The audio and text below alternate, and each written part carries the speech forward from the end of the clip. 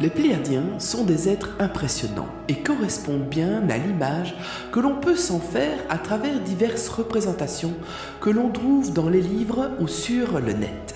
Ils sont souvent représentés comme des êtres d'une apparence humaine, avec des traits distinctifs comme une grande taille, une peau claire et les cheveux blonds.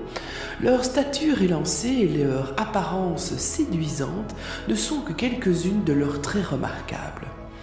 Ils exudent d'une grâce et un charme qui sont aussi profonds intérieurement qu'extérieurement, laissant une impression durable à ceux qui croisent leur chemin. Leur aura, d'une clarté exceptionnelle, rayonne d'une énergie empreinte d'amour, enveloppant de bien-être quiconque se trouve dans leur entourage. Des témoignages de divers individus ayant eu des échanges avec les Pléiadiens et d'autres civilisations extraterrestres nous ont permis de mieux comprendre ces êtres. Le plus connu de ces témoins est Bill Meyer, qui a écrit de nombreux livres à ce propos.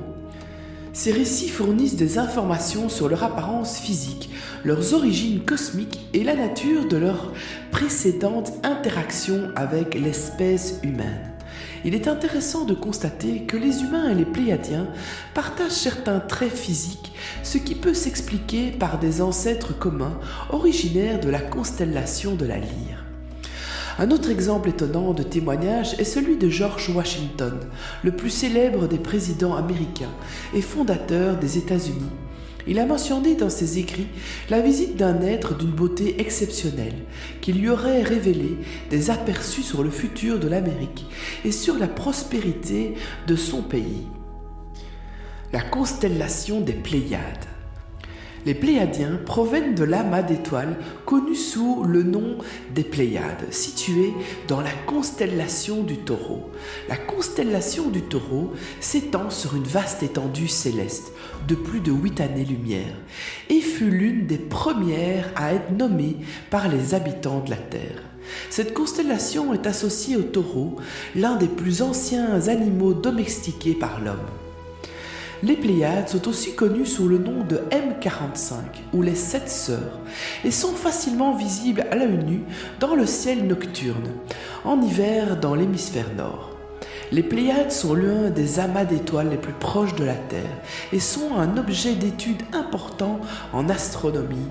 Elles sont composées de jeunes étoiles chaudes et bleues, formées il y a environ 100 millions d'années. Leur jeunesse relative, en termes astronomiques, et leur proximité avec la Terre les rendent particulièrement intéressantes pour l'étude de la formation des étoiles et de l'évolution des amas stellaires. Les Pléiades ont également une grande importance culturelle et mythologique à travers le monde. Elles figurent dans les légendes et les histoires de nombreuses cultures anciennes, y compris les Grecs, les Celtes, les Maoris, les Perses, les Arabes, les Chinois, les Mayas, les Aztèques, les Japonais, les aborigènes d'Australie et les peuples autochtones d'Amérique du Nord. Chez les anciens Égyptiens, le taureau est un animal sacré et dans les traditions anciennes de l'Inde et les textes védiques, le taureau était aussi vénéré comme une divinité. Subaru est le nom donné aux Pléiades dans la culture japonaise, faisant référence à cet amas d'étoiles situé dans la constellation du Taureau. Le mot Subaru signifie également se réunir en japonais, ce qui est approprié étant donné la proximité apparente des étoiles dans l'amas. Bien que seulement 6 des étoiles soient généralement visibles à l'œil nu, 250 étoiles environ peuvent être observées dans les Pléiades en utilisant un télescope. Les 9 étoiles les plus brillantes de l'amas des Pléiades portent les noms des 7 sœurs de la mythologie grecque. Stérope, Mérope, Électre, Maia, Taïget, Séléno et Alcyone, ainsi que leurs parents, leur père Atlas et leur mère Pléione.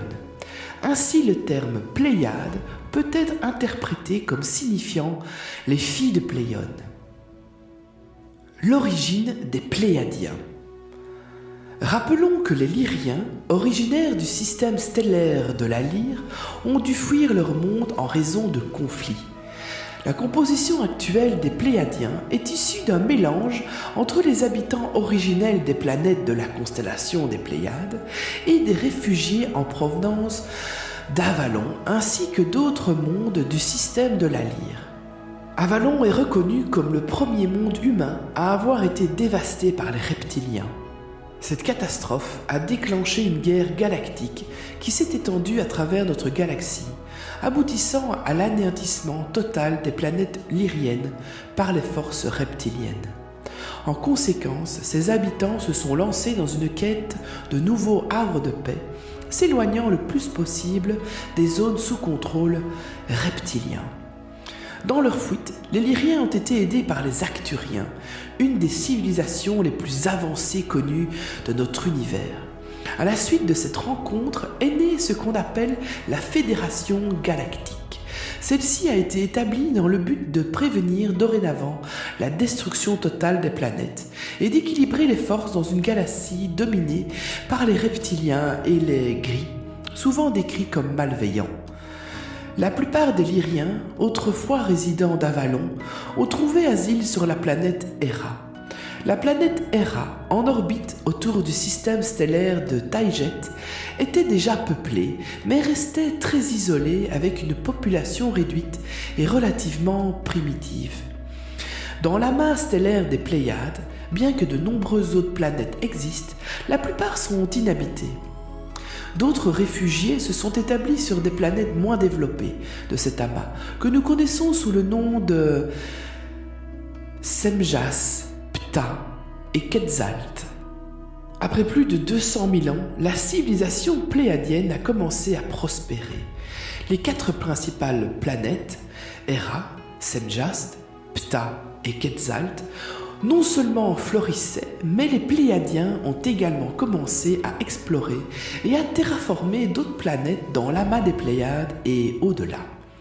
Sur ces planètes, ils se sont développés et éduqués grâce aux connaissances des Arcturiens, évoluant petit à petit en ce que nous appelons aujourd'hui les Pléiadiens. Les Pléiadiens ont connu une évolution similaire à la nôtre. Leur développement a débuté il y a 1 million d'années.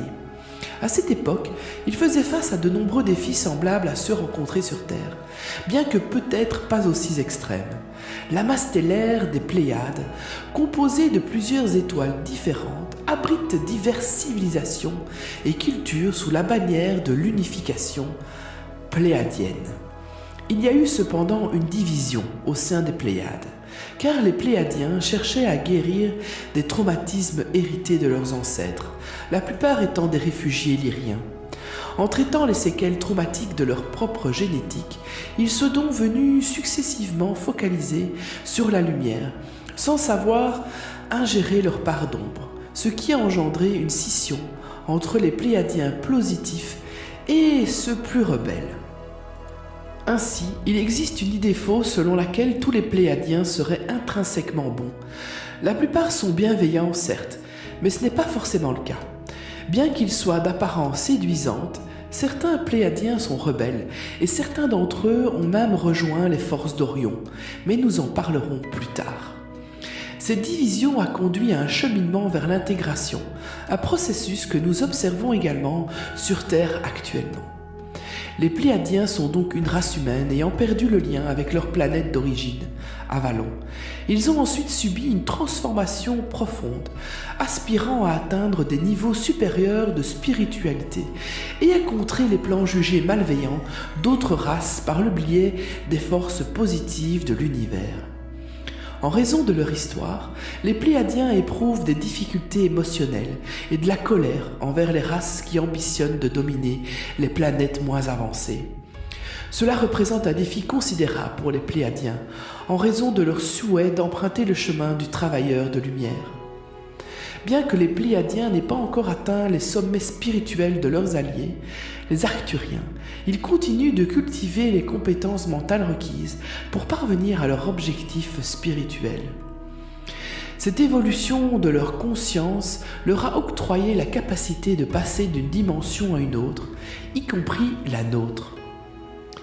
Ici s'arrête la première partie de notre histoire consacrée aux Pléiadiens.